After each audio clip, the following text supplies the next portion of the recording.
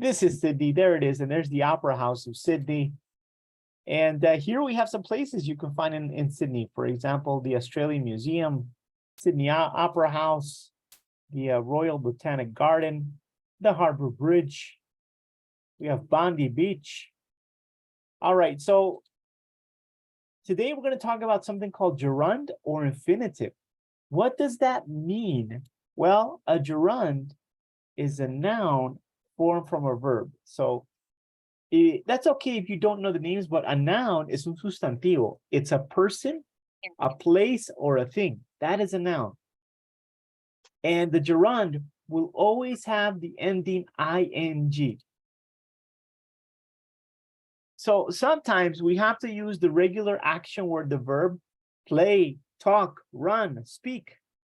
But we have to use to, what we call the full infinitive. And sometimes we don't need the to, we just use the verb.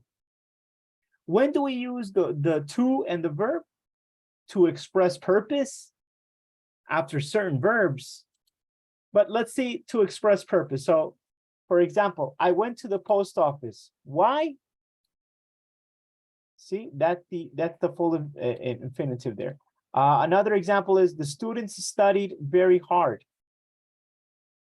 Why? That's the reason, right? She is going to England. So there we go. Why? Oh, there you go. All right, so let's go back to this. So we look at these sentences here. And notice that here we're going to use, she went to the post office. Why? To post some letters. So here we use to and post.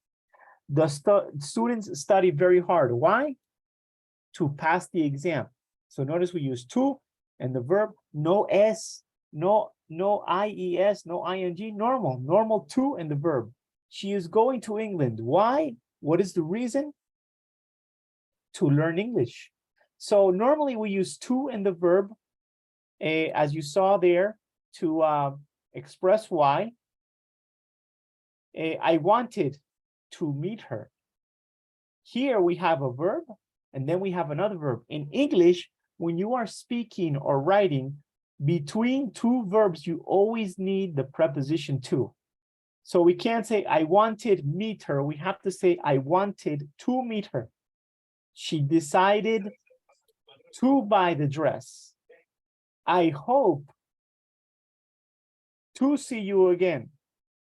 I forget to tell you we have an exam tomorrow.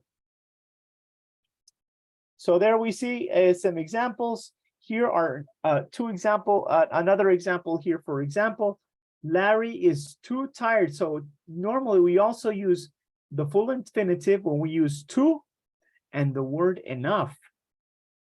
Larry is too tired to go jogging today.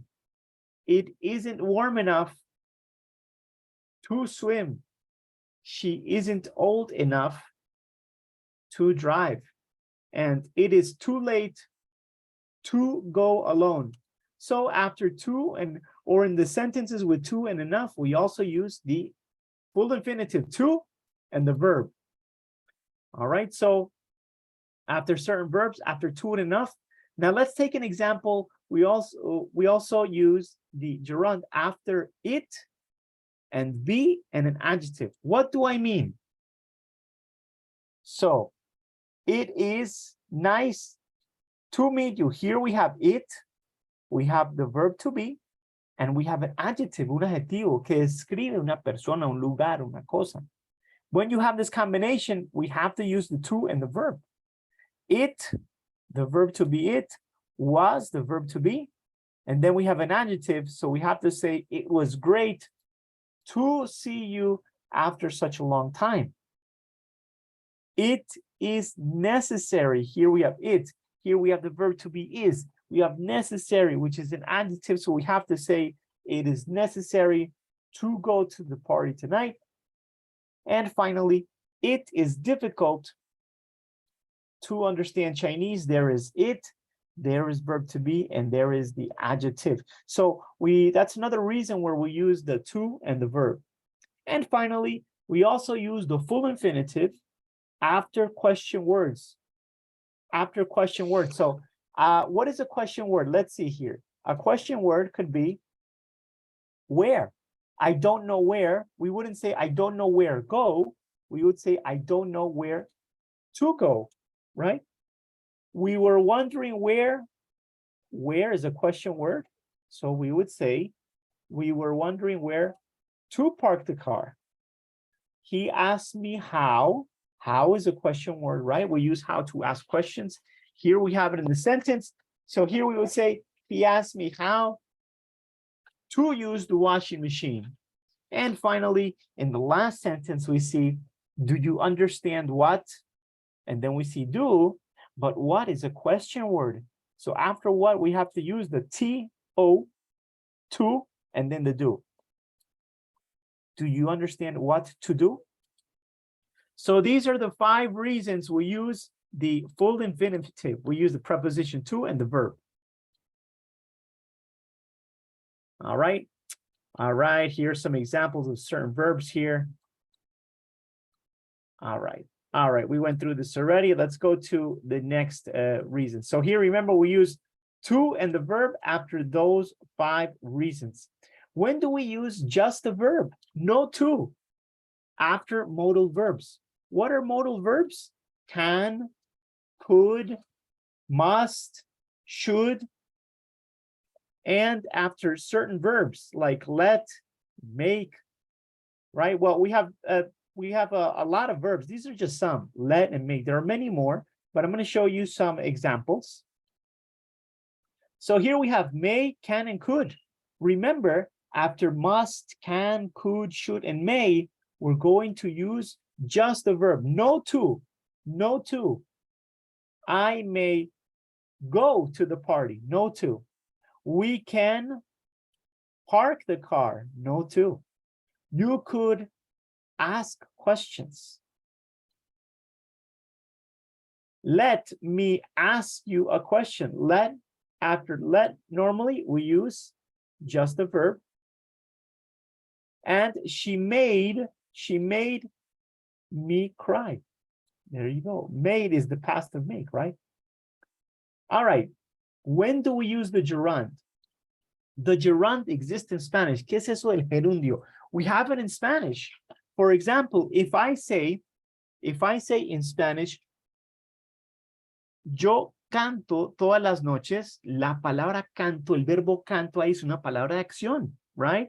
But if I say, yo amo el canto, ya la palabra canto ahí ya no es una acción, es como una cosa. Eso es un gerundio. We have it in English, but when we use the gerunds in English, we always have to use the ing with those verbs, pero ya no son verbos, ¿sí? Ya se convierte como en un sustantivo, como en una cosa. We have certain reasons to use the gerund. One reason is as a subject. Another reason is after certain verbs. Also after certain expressions and after prepositions. After certain verbs, for example, like, enjoy, finish, avoid, imagine. But let's take first a look at as a subject. What do I mean as a subject? So here we see smoke. Smoke is a verb, right? Fumar. But we can say smoking is bad for you. Y ahí, smoking no es una palabra de acción, es como una cosa, ya es un sustantivo. And we would use the ing in English. Smoking is bad for you. Here, it is the subject of the sentence. Exercise is a good way of keeping fit. We would say exercising is a good way of keeping fit. Here, it is the subject of the sentence. And finally, skate is fun. We would say skating is fun. And there you saw examples as if it was a subject of a sentence. Let's take a look at some examples with certain verbs like, enjoy, finish, avoid, and imagine. So we would say, I like swimming. You wouldn't say, I like swim. You would say, I like swimming. Or you can also say, I enjoy shopping. Or they finished writing the lesson. So notice that here, no to, and we use ing. Let's take a look now at some examples after certain expressions in English. For example, can't stand. Can't stand is que usted no soporta. After that, after can't stand, we always have to use the ing here, the gerund. I can't stand smoking. The next example is don't mind. Don't mind is another way of saying que no me molesta. I don't mind. I don't mind getting up early. Here we use the ing after this phrase. And how about is another phrase where we always use the ing in the verb. For example, how about going shopping? Now let's take a look at some prepositions here where we use the gerund. No es muy común, pero sí tenemos unos ejemplos after certain prepositions. For example, about, in, of, and at. Let's take a look at that. She is good at, we can say she is good at cooking. I am so excited about going to the university next year. And finally, is she still interested in, we would say, is she still interested in learning Spanish?